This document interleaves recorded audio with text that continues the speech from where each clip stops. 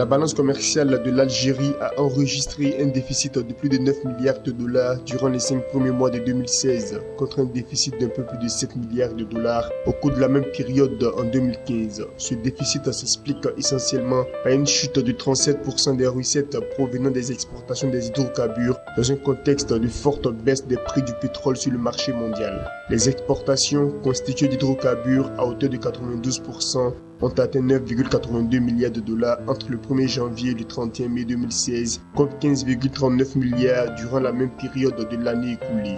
Les importations se sont également réduites, mais à un moindre rythme, en s'établissant à plus de 19 milliards de dollars durant les 5 premiers mois de 2016, contre 22,62 milliards au cours de la même période en 2015. Le taux de couverture des importations par les exportations est ainsi passé de 68% à 50% entre les deux périodes de comparaison. 5 compagnies aériennes internationales ont affiché leur intérêt pour l'acquisition d'une participation majoritaire dans Kenya Airways. Aucune discussion n'a cependant été entamée. Ces propositions vont être étudiées juste après l'achèvement du plan de restructuration de la compagnie, détenue actuellement à plus de 26% par Air France, KLM et à environ 29% par l'État kenyan. Baptisé Opération Fierté, Operation Pride, le plan de redressement de Kenya Airways prévoit notamment la suppression de quelques 600 emplois et la réduction de la flotte de la compagnie qui passera de 52 à 36 appareils. Kenya Airways enregistre un déficit estimé à 253 millions de dollars.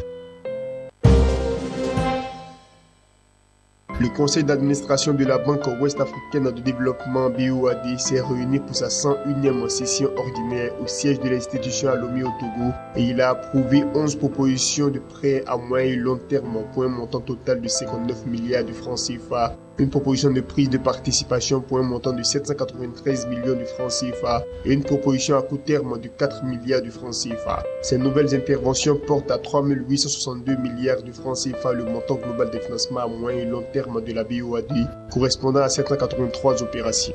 Quant au montant total des financements à court terme, il s'élève à 242 milliards de francs CFA pour 27 opérations. Au total, les financements cumulés, toutes opérations confondues de la BOAD s'élèvent à 4105 milliards de francs CFA pour 810 opérations. Les prêts approuvés portent principalement sur le financement partiel des projets agricoles et en infrastructure en Afrique de l'Ouest.